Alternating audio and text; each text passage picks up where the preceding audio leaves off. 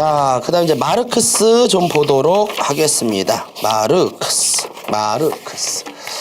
자, 여기서는 좀 짧게 가보겠습니다. 마르크스 직업에서는 이제 마르크스에 관련돼서는 우리, 소외론을 봐야겠죠. 이때 소외론이라는 단어 옆에다가 살짝 본, 주, 의라고 적어주세요. 뭐라고 적자고요? 자본주의. 즉, 자본주의 사회에서의 어떤 직업이 갖고 있는 소외를 의미합니다. 자, 생산물로부터의 소외라는 표현이 있는데, 살짝 이해만 하면 돼요. 이 노동을 통해서, 그러니까 자본주의 사회지. 자본주의 사회에서 이 노동자는 노동을 임금으로 받습니다. 그러니까 부르주아에게 노동을 제공하고요. 생산물을 만들어요. 그런데 그 생산물은 나와는 아무 상관이 없어요. 왜? 생산물은 누구 것입니까? 그 사장님 거지. 그럼 나는 내가 그렇게 숭고한 노동을 통해서 만든 그 생산물은 나와 상관없고요. 나에게 주어지는 것은 옛다 임금이다 그러면서 뭐를 받는다?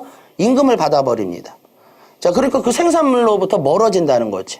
이것이 뭐다? 생산물로부터의 소외예요. 여기서 살짝 뉘앙스를 봐줘야 되는데 당연한 거 아닙니까?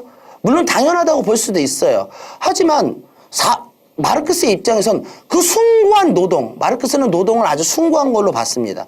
인간의 어떤 특징적인 숭고한 노동이 결국 뭐로서 환산됩니까? 돈이에요, 돈.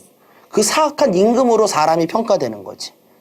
자, 그래서 나오는 게 뭐다? 소외론이다. 그래서 자본주의적 직업을 비판하였다. 뭐 소외는 그냥 쉽게 보면 소외가 뭡니까? 즐겁지 않은 상황 한번 볼게요. 노동은 인간이 자신의 자연적 힘을 사용하여 자연과의 관계를 맺는 하나의 과정이다. 말 멋있죠? 그냥 숭고하다 그렇게 봐주시면 돼요. 아, 숭고하다.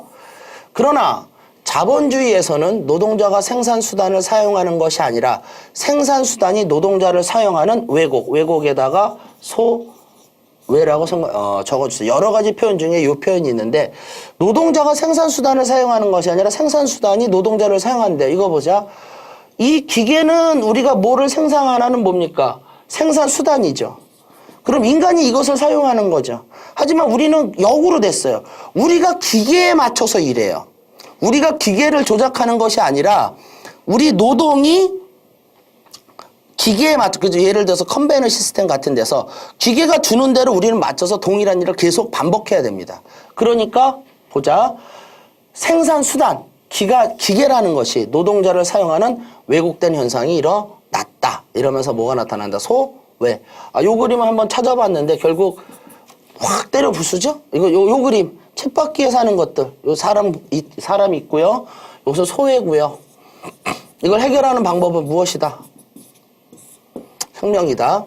자, 매니팩처는 노동자의 일체 생산적 능력과 소질을 억압하면서 특수한 기능만을 촉진함으로써 노동자를 기형적 불구로 만든다. 자, 요 문장 해볼게요. 매뉴팩처라는 것을 그냥 책에서 공장제 수공업이라고 말하는데 공장제 분업이라고 생각해주면 좋아요. 공장에 있는 분업, 즉 우리가 생각하는 분업, 산업공상의 분업, 그 다음에 맹자가 말했던 뭐 육체노동과 정신노동의 분업, 뭐 노신과 뭐 그런 분업이 아니라 공장에서의 분업은 생산성을 증대시키기 위해서 동일한 일을 계속 반복시키는 분업이에요. 그러니까 하루 종일 나사만 돌리는 분업이지. 그런 어떤 공장제의 분업에서는 특수한 기능, 그러니까 동일한 일만 계속 반복시키는 겁니다. 그럼으로써 노동자를 뭐로 만든다? 기형적 불구로 만든대요. 이건 뭐냐면 여러분들 생각해 보세요. 공장에 출근해서 하루 종일 나사만 돌리고 퇴근해 보세요. 즐겁습니까? 아니, 뭔가 이상해지는 거예요, 사람이 이것도 해보고 저것도 해보고 좀 그런 어떤 생산적인 일이, 그런 어떤 자아실현 같은 일이 아니라 그냥 오직 생산량만 증대시켜서 누구의 이윤 추구, 부르주아의 이윤 추구를 위한 생산량의 증대의 수단으로서 개인의 노동이 사용되는 겁니다. 그러다 보니까 뭐가 발생한다? 소외가 발생한다. 이해하셨죠? 이해하는 게 좋아요. 자, 강제적 노동이고 노동은 단지 돈벌이의 수단으로 전락하고 분업은 인간업. 이때 분업은 이런 분업.